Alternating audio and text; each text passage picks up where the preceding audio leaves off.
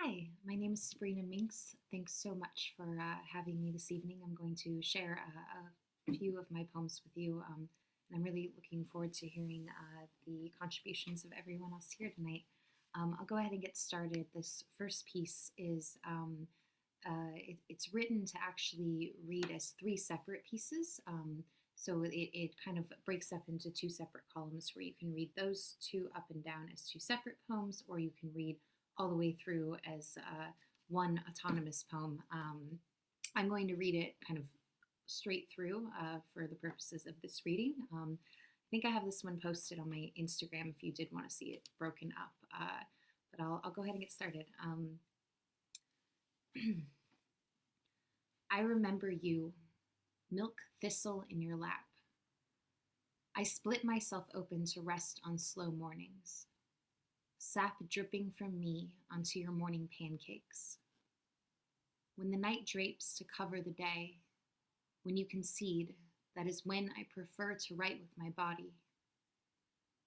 Your fingers dipped in ink and stamped onto my thighs. A text burgeons from them. I read a story leading to a bloom that won't relent.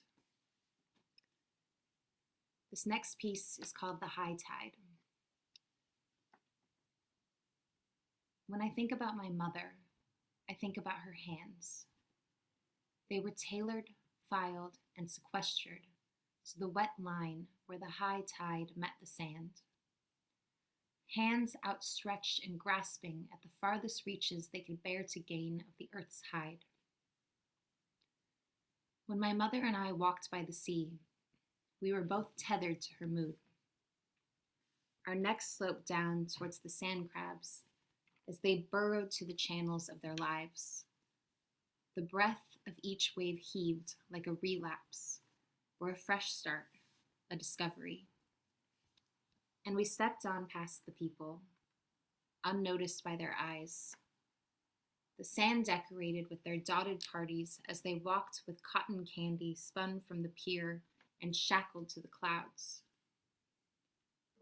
When my mother spoke to me, it hit my cheeks like Novocaine, a numbness that left my bright young mouth drooling in an unsettled loneliness. We couldn't be any closer to sea level or any farther from the floating moss of some other story. A mussel clutched to the edge, built in its shell, a crustacean, off a buoy that floated in the frame of the Pacific shore.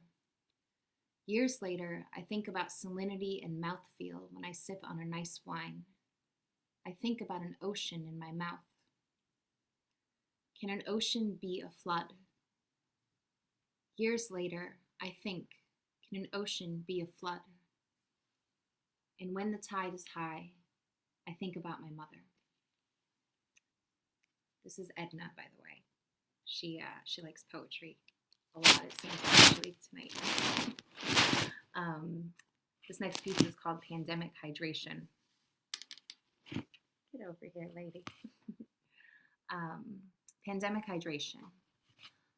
Let's go with the gin, unless you think I should go with your mouth, full and salivating with the person you were before I left the guidance of my heart. Let's go with the zin, dark and tannic. I used to dress you in the dark, cropped pieces of your vocabulary spent in the corner of the room, waiting to be picked up, waiting to be dressed. This next piece is called The Ghost of Lone Pine. There's a symphony resounding from the jukebox in the next room over. It's been redesigned to play songs without coins. I picked a song with no words so I can make up the story. A ghost makes me coffee in the kitchen. I learned some time ago that the smell of coffee beans releases serotonin. 95% of serotonin is produced in the stomach. With a guttural happiness, my own smile warms me on this slow-bitten morning. A smile for the loneliness I crave. I wake up with the ghost on my mouth. I can feel the pulse again. It's quicker than I remember.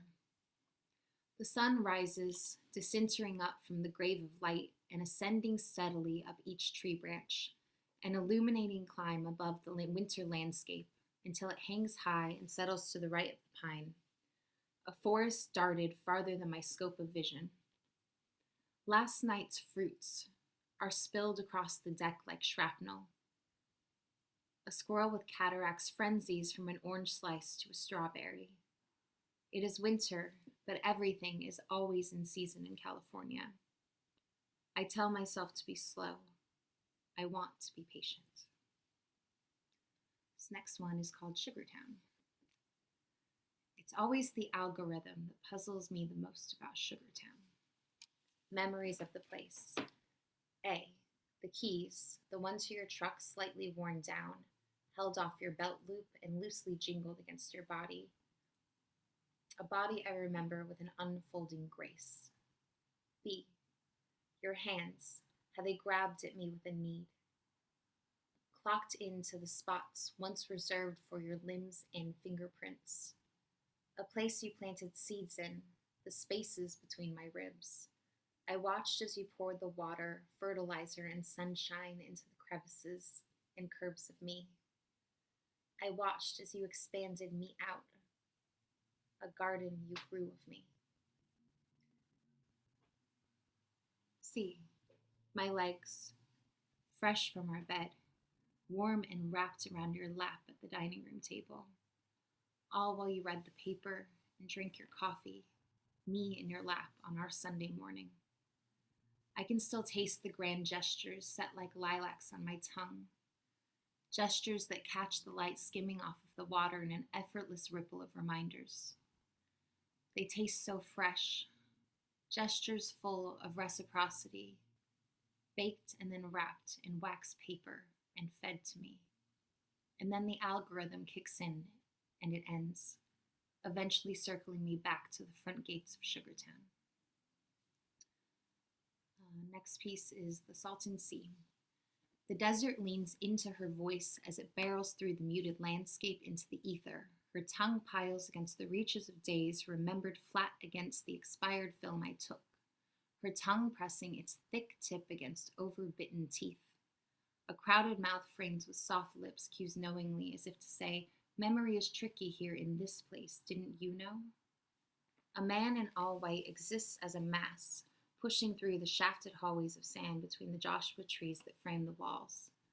Long and harboring in movement, he begs for an extended twist to his story, a story historically protected. I was laughing at him in a way that let everyone else listening know that I had heard him sell his story before. The sand yellow in the afternoon, crammed between a salt-eroded trailer with tin-flecked paint, and the momentous smell of sulfur and rotting fish that incessantly lingers from the long and retired decay of blueprints once spread from a developer's wet dreams. Sprawling out Salton Sea like a hot, forgotten body in a cool, pink, forgotten font. Equidistant between two conversations and a few glances away from a garishly hot pink pair of lace panties stained at the crotch, like bleach had been smeared across the cotton left to sit in the sand. And my last piece I'll read and share with you tonight is called A Perspective on Topography. I own the places you seek out, the same cliffs, sharp and inert. Your eyes hang sight from them, darting across the edges that I own. The cave below is the place that belongs to you. There is no toll to pay. There is only mercy. I head there, bound downward and straight into its mouth. I walk through, blossomed with fire. Thank you very much. Look forward to hearing you all.